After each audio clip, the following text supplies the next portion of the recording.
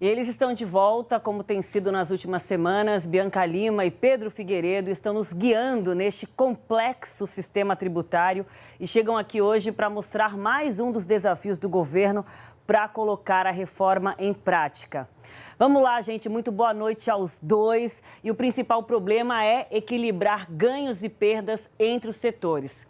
Já falamos aqui sobre a reclamação do setor de serviços e dessa vez a gente conversa sobre o agronegócio, de onde saem os alimentos que vão chegar na nossa mesa e até na mesa de famílias lá fora. Bianca e Pedro, os produtores agrícolas também querem a sua alíquota diferenciada, né? E isso me parece um problema. Oi, Aline, muito boa noite para você, para o Pedro, a todos que nos acompanham. Boa noite, Bianca, boa noite, Aline, boa noite a todos e todas que estão com a gente no Jornal das 10. Exatamente, Aline. Olha só, a questão do agronegócio é o seguinte, eles dizem que talvez não seja suficiente uma única alíquota diferenciada para a agroindústria e o agronegócio, já que dentro do segmento há diversas cadeias com tempos e ciclos completamente diferentes. A gente preparou uma arte para vocês, vamos acompanhar alguns exemplos que ilustram um pouquinho isso. Então, olha só, quando a gente olha, né, aquele tempo entre plantio e colheita da produção de alface, são 30 dias. Da produção de frango, são 42 dias. Da pecuária de corte, são 3 anos. E da chamada silvicultura, que é aquela produção de florestas, né, para venda de madeira, aí é muito mais longo, são 7 anos. Ou seja, o que o agronegócio diz, o setor, que não dá para tributar tudo como se fosse a mesma coisa. Até também insumos, a questão dos fertilizantes, né, Pedro? Que eles dizem assim, se isso for tributada com essa alíquota que vem sendo cogitada, que a gente vai falar daqui a pouquinho, mas o governo cita 25%, que isso vai aumentar os custos do agronegócio. E, Bianca, outra coisa que incomoda o setor é justamente o fato do imposto seletivo. O governo quer criar uma alíquota extra para produtos que prejudiquem a saúde, como cigarros, por exemplo, ou o meio ambiente, como os agroquímicos que são usados nas plantações, nas produções agrícolas. E isso, segundo o setor, pode impactar no custo da cadeia de produção. Outro impacto no custo é que hoje, grande parte da produção agrícola é de pequenos produtores, que não têm estrutura de empresa para recolher imposto. A gente preparou uma arte também para mostrar isso. É que no último Censo Agro de 2017, o país apontou aí, né, o IBGE apontou que o país tem 5 milhões de produtores rurais, mas apenas 97.500 desses produtores recolhem imposto. Isso não representa nem 2% do total. E esses produtores vão precisar virar empresas, o que significa um aumento de custo com contador, livro de contabilidade, entre outros motivos. Ou seja, 98% do setor não é empresa e isso, claro, representa uma grande dificuldade para que esses pequenos produtores se adaptem para a reforma tributária, né, Aline? É isso, o debate que envolve o agronegócio tem um ponto controverso, como a reforma tributária vai mudar a cobrança de impostos sobre os alimentos e a cesta básica que impacta diretamente as famílias mais pobres. Vamos falar sobre isso um pouquinho? Pois é, Aline, hoje a cesta básica ela é desonerada.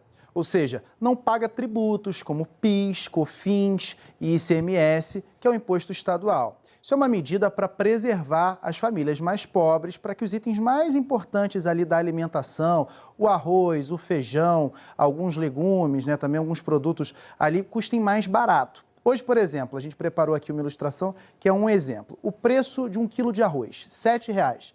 Esse valor hoje de R$ 7,00, ele vai sem impostos. Então, é sem o pagamento de PIS e de COFINS, sem ICMS, que é o imposto sobre mercadoria, o imposto estadual. E se for um produto do agro industrializado, também é sem o IPI. Eu conversei com 2 palestrantes que participaram hoje do grupo de trabalho da reforma tributária que discutiu o efeito distributivo. E elas defendem que essa desoneração se mantenha, porque dizem que a tributação desses produtos impacta diretamente famílias chefiadas por mulheres e principalmente mulheres negras. Então elas acreditam que essa desoneração é importante para evitar essas desigualdades. Mas o governo quer um outro modelo, né, Bianca? Porque o modelo que o governo quer é um modelo em que o produto não seja mais tributado, até porque que o produto seja tributado, até porque na visão do governo, quando você desonera a cesta básica, você acaba beneficiando os mais pobres, mas também os mais ricos, que também compram esses alimentos, né?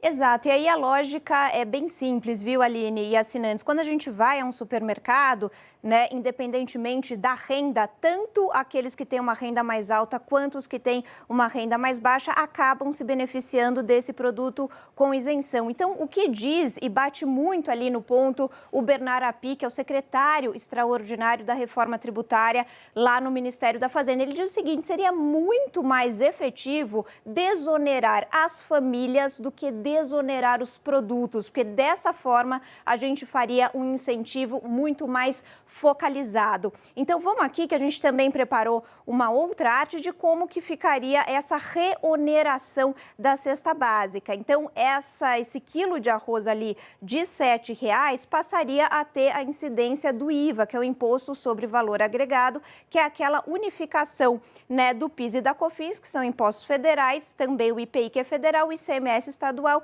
e o ISS, que é municipal. E aí o valor desses impostos voltaria para as famílias mais pobres na forma do chamado cashback, ou seja, aquela família teria o valor de volta pago nesses impostos. Só que há uma série de dúvidas sobre como esse cashback seria operacionalizado, ou seja, quais famílias seriam atendidas, qual a quantidade, com que velocidade essa desoneração, né, essa devolução, perdão, seria feita. Enfim, há sim muitas dúvidas e aí nesse sentido, em relação a todos esses fatores, nós conversamos com o deputado Arnaldo Jardim, que faz parte do GT ali do grupo de trabalho da reforma tributária na Câmara dos Deputados, e também com o coordenador do Núcleo Econômico da Confederação da Agricultura e da Pecuária. Eles dão um panorama e os desafios desse setor em relação à reforma. Vamos ouvir. Ter contribuinte significa ter livro caixa, prestação de contas detalhada, muitas vezes desses produtores que têm uma renda familiar abaixo de R$10.000. Então não consideramos isso adequado. Não faz sentido, na nossa visão, o Brasil ser um país campeão na produção de alimentos e ter uma alíquota de tributos incidentes sobre os alimentos mais altos do mundo. E a gente tem que reconhecer que a população brasileira, na sua grande maioria, é composta de famílias de baixa ou média renda. A justificativa do governo seria o seguinte: vamos tributar todos vão pagar a mais, mas o pobre vai ter um retorno. É difícil acreditar nisso, o tal cashback, de que o pobre teria um retorno. Hoje, a nossa dificuldade, o nosso histórico é que muitas vezes isso tem uma diferença entre o discurso e a prática. Saber desse número vai fazer toda a diferença. Além disso, qual o valor do cashback? Numa eventual finalização do atual subsídio da cesta básica, quanto que será devolvido por meio dessa política?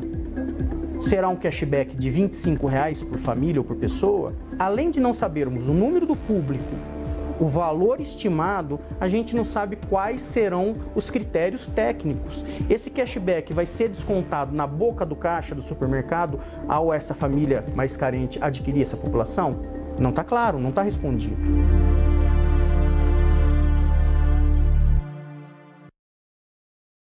Aline, só fazer aqui uma pequena correção. O deputado Arnaldo Jardim, na verdade, ele é vice-presidente da Frente Parlamentar do Agronegócio, ele não faz parte do GT da reforma, mas, claro, está participando muito intensamente de todo esse debate. E tem um outro ponto que a gente queria chamar a atenção para vocês, que advogados tributaristas nos alertaram, que é o seguinte: o governo, em especial ali na figura do secretário extraordinário da reforma tributária, Bernard Api, vem falando nessa alíquota, né, possível do IVA, o Imposto sobre Valor Agregado, de 25%, que seria uma alíquota neutra ali para não trazer um aumento de arrecadação. Mas tributaristas nos disseram o seguinte, que há muitas dúvidas se de fato essa alíquota vai ser mesmo de 25%, que o governo ainda não forneceu um modelo matemático para que isso pudesse ser rodado e confirmado. Portanto, há o temor de que seja ainda maior. A gente conversou com um advogado tributarista sobre isso, vamos ouvir. A proposta não trata de alíquota, como, aliás, é até comum em propostas de emenda constitucional. Mas o inconveniente é que, nesse momento, isso nos impede de calcular qual seria a carga tributária advinda da reforma. Simplesmente é impossível se calcular uma nova carga, porque ninguém sabe qual vai ser a alíquota. Nem sabe e nem poderá saber nos termos do projeto.